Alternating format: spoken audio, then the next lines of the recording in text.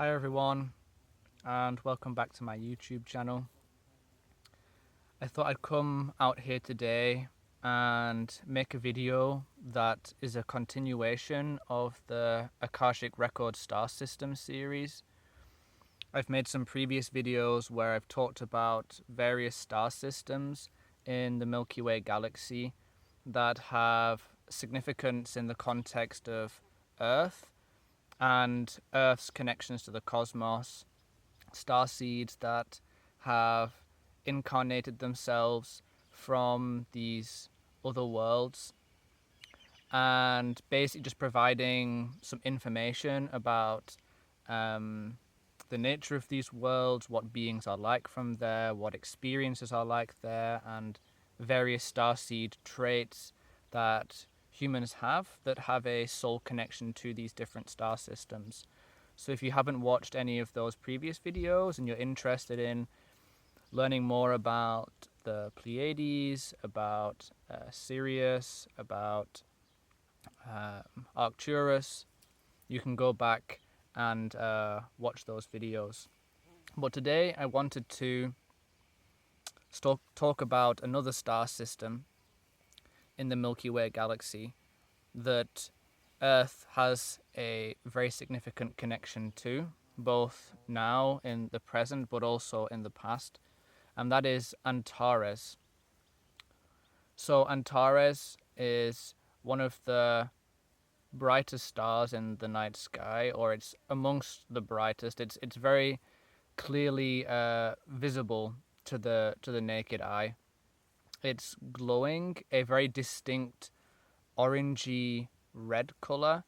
Compared to some other stars, it's not the largest, at least from our frame of reference point. Obviously, some stars are very far away from us, so they may appear small or not so bright in the night sky, but that's to do with distance. But relative in our field of view compared to other stars, it looks relatively small, but it's growing. It's glowing a very distinct reddy orange color.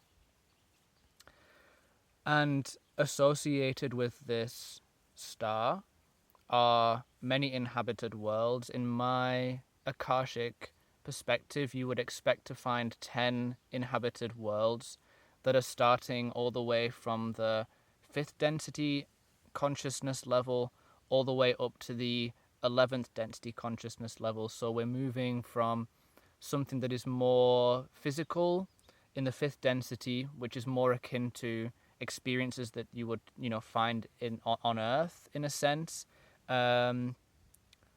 beings that would have more of a human-like, let's say, appearance, at least anatomically, and then moving all the way up to the 11th density, where you will find more of a etheric, non-physical expression of consciousness. Significantly, Antares is part of the Galactic Federation. Beings that are existing in the frequency fields of the 5th density up to the 8th density are part of what might be referred to as the Galactic Federation,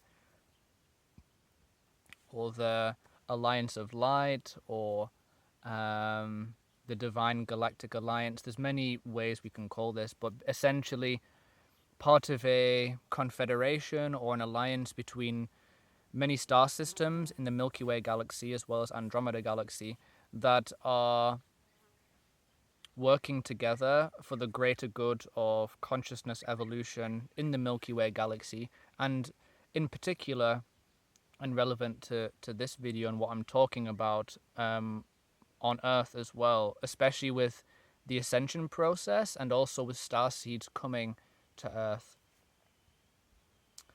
So maybe I'd like to get into maybe some of the specifics as to the beings that you would find there and star seeds that have come from Antares to inhabit this world as human beings.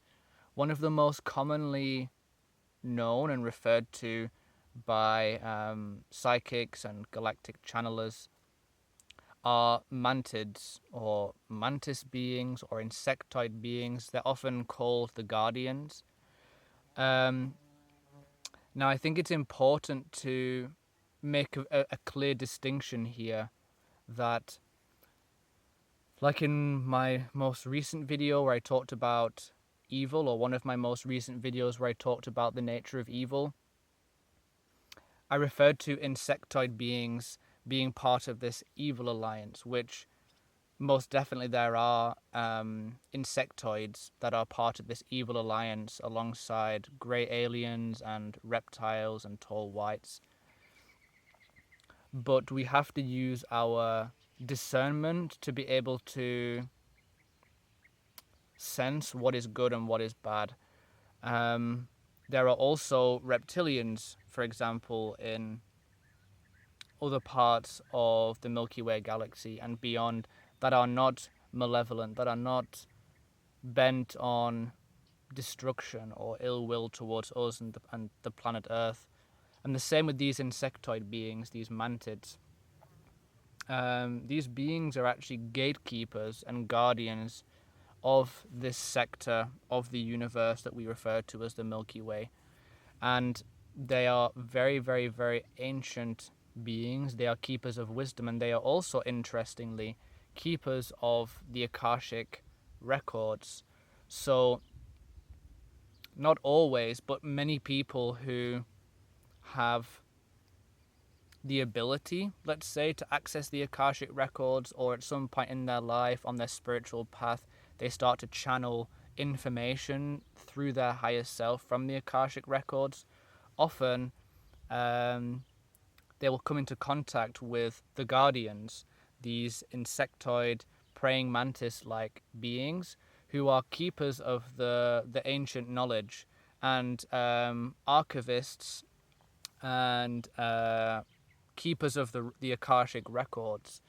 If you are wanting to access the Akashic records, you can directly send out a request, or have an intention to connect to these guardians, these keepers, and they, if you're ready, may grant you access to this information.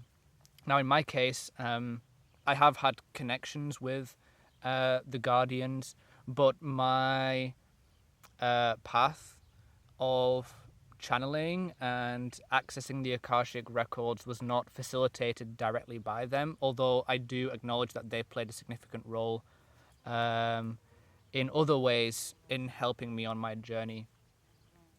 So these insectoid praying mantis guardian beings, keepers of the Akashic records and guardians of the Milky Way galaxy, they are primarily existing in the 7th density up to the 9th density frequency fields. So they are less physical than these lower densities. They do have a anthropic manifestation in the sense that they have 2 arms, 2 legs, a torso, a head. So they're not just completely formless and etheric. They do have a certain structure to them, like we have 2 arms and 2 legs, but they look anything like human, and people who've encountered them often respond with intense fear because of how alien they look. But again, there are so many ways in which consciousness is expressing itself.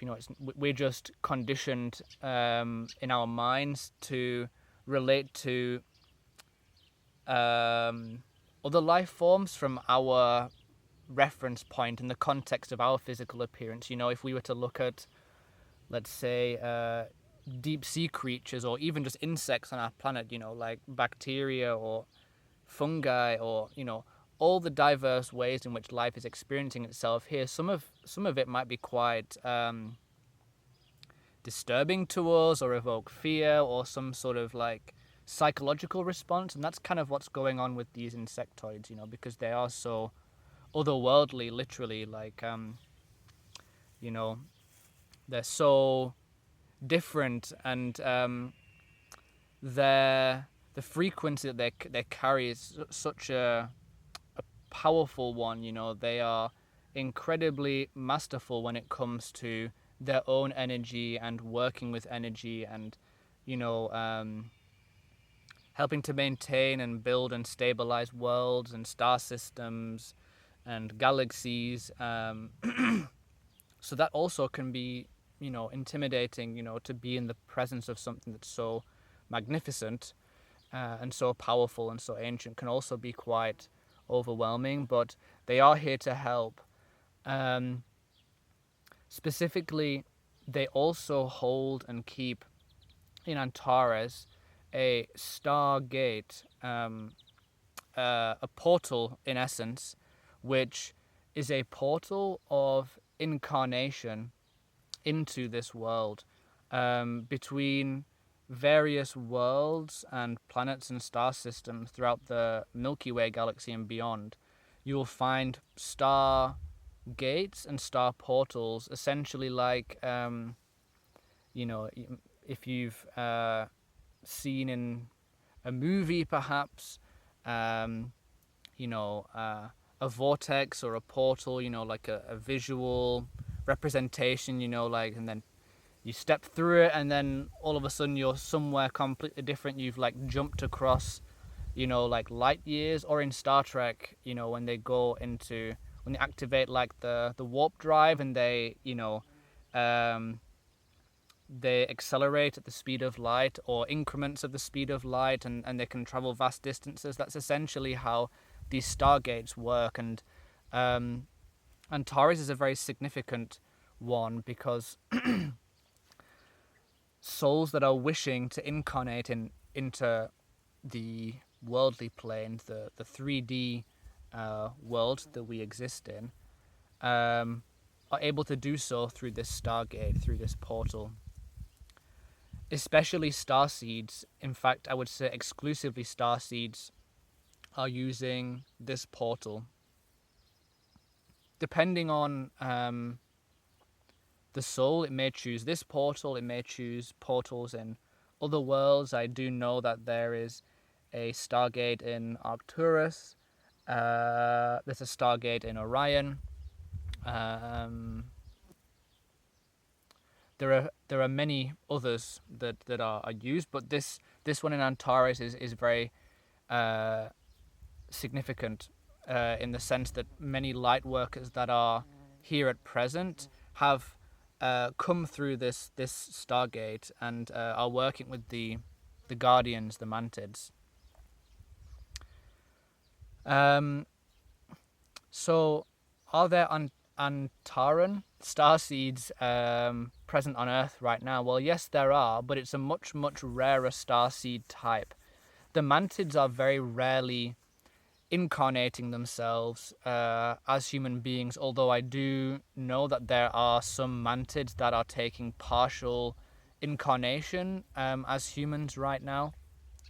But they're more hanging out in the 7th, 8th, and 9th density and overseeing ascension and working with Gaia and working with the Starseed Network and the Galactic Federation from their realm, from their worlds, without necessarily coming here physically, although they may come in and out to guide and support others who are here, which is why experiences and encounters do happen.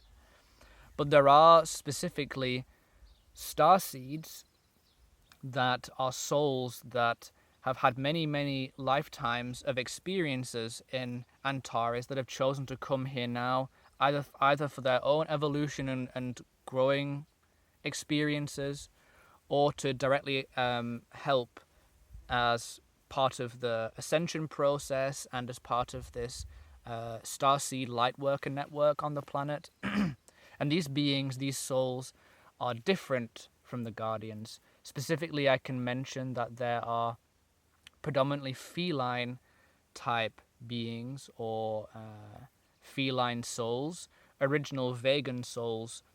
I forgot to mention that, like other star systems, having a male or female orientation. Antares has a divine masculine orientation. The Vega star system and the original Vegan souls had a divine masculine experience, and the original Lyran souls had a divine feminine experience. And interestingly, after the Lyra Vega Holocaust genocide, which I've talked about in previous videos,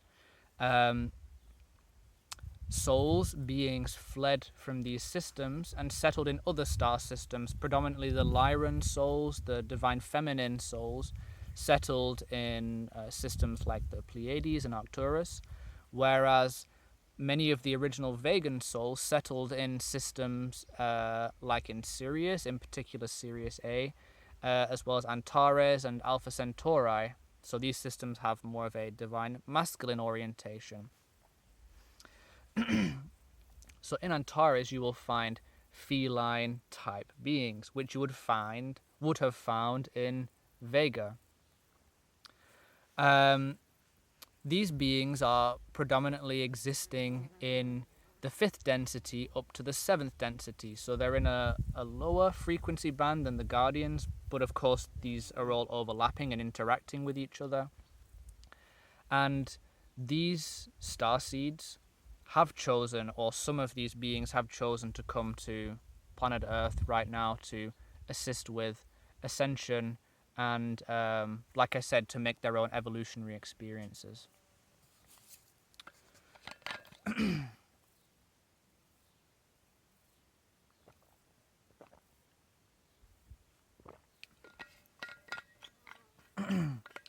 So what traits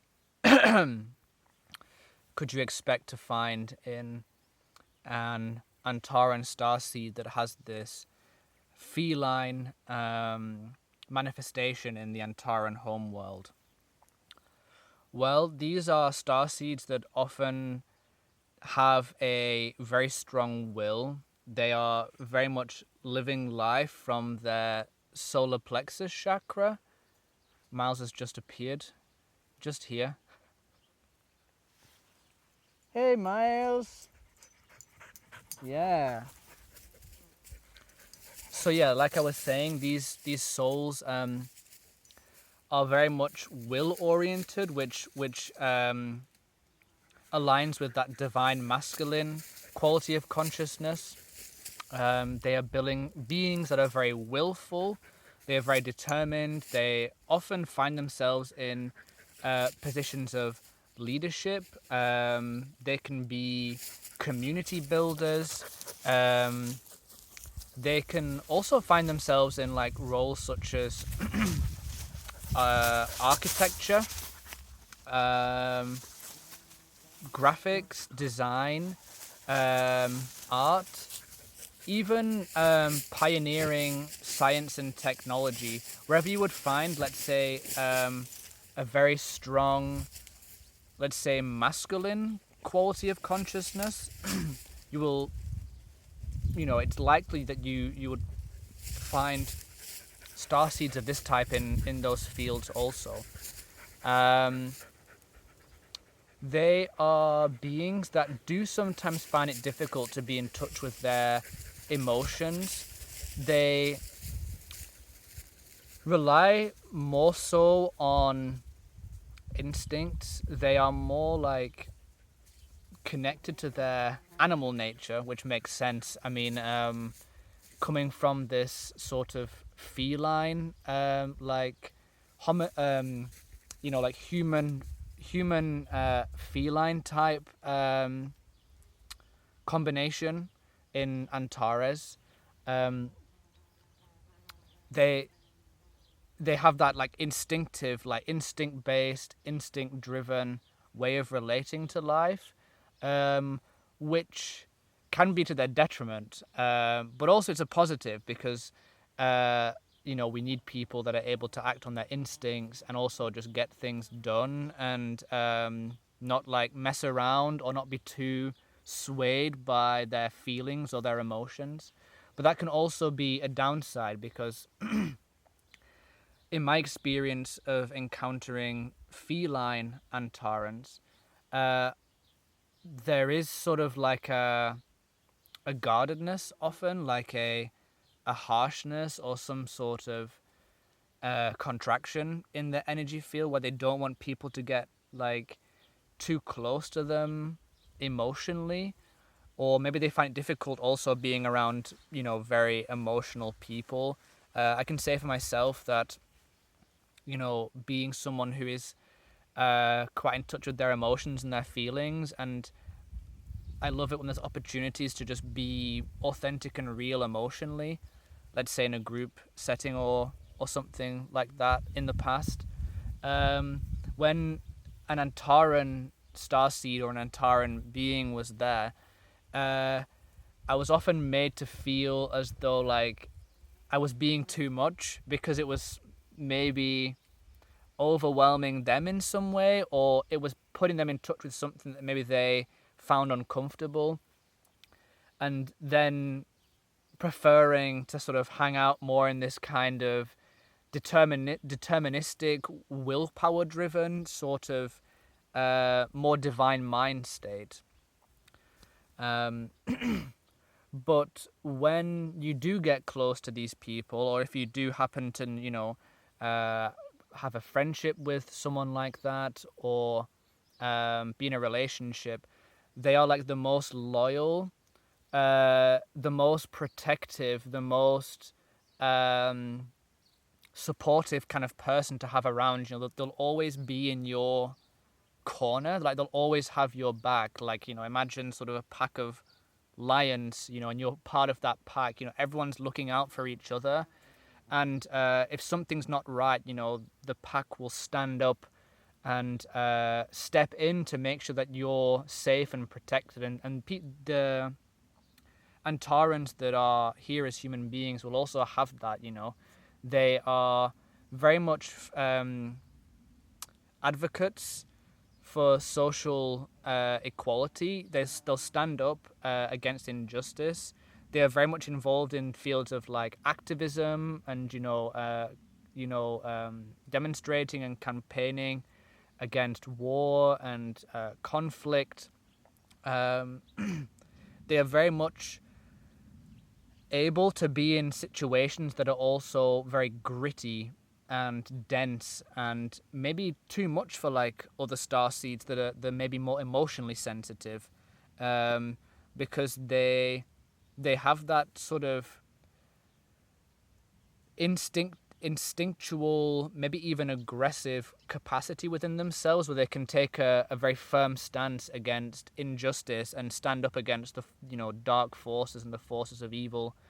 um, they are also incredibly capable warriors. Antares has a reputation in the Milky Way galaxy, like also systems in Sirius, for having some of the strongest, bravest, proficient, self-capable warriors. Um, I had to think now just of the Spartans, the Spartan warriors. If you know the story of the Spartans, or you've watched the movie 300, I don't know how accurate that movie is, but we're talking about that sort of level of warriorship where you can walk into a conflict situation and lay down your life for something that is just and true and cause to protect your people against evil invasive forces, and give everything you have for that cause. Um, Many warriors that have existed in the past, but also in the present day, that have been warriors that have stood up for their people or been there to protect their people, would have connections to Antares. I'm thinking, the Spartans, for example, or some of the Greek warriors, or many African tribes. Warrior type tribes will have connections to Antares, or beings from Antares, or samurai in Japan and other places in Asia.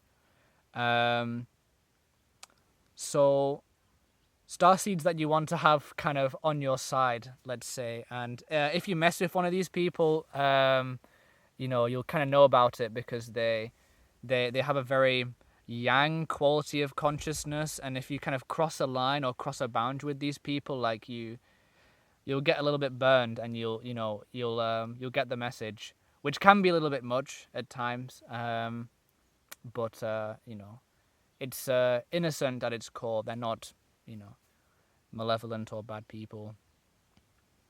So like I was saying at the beginning of the video, Antares is part of a light alliance in the Milky Way galaxy, with systems like the Pleiades and Sirius, etc. And right now, this Stargate is incredibly active and potent. I had an experience the other evening which led me to record this video, where beings from Sirius came through to meet me, and I was having a telepathic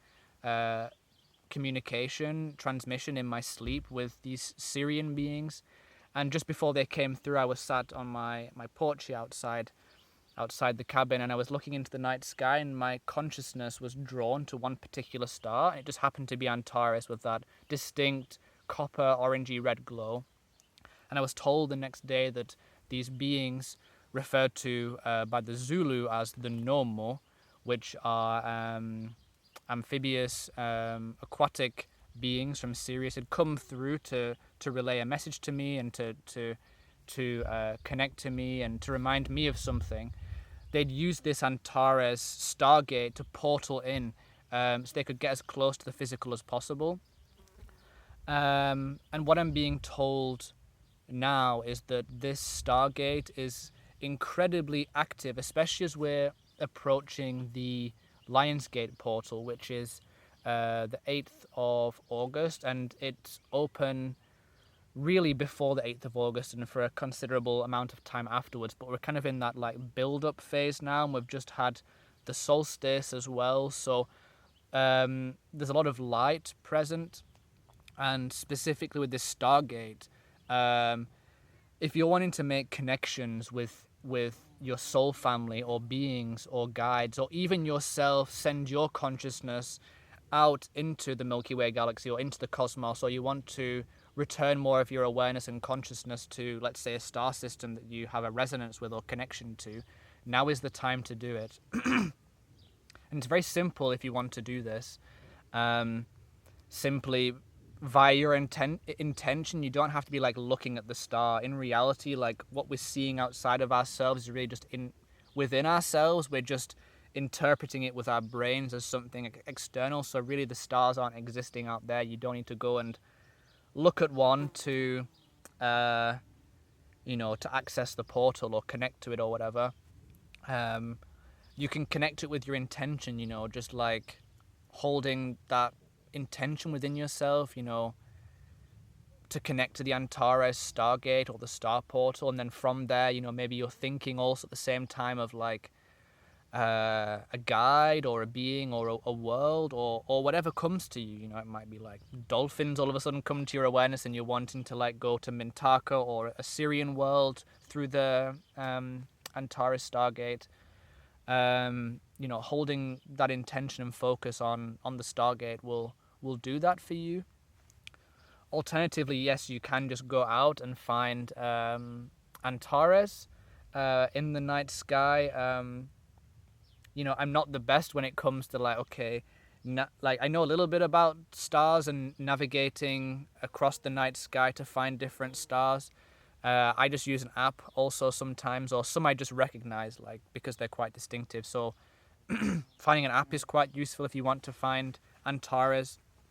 Right now, if you're in the Northern Hemisphere, it should be quite easy to find once it gets dark and it's a clear night.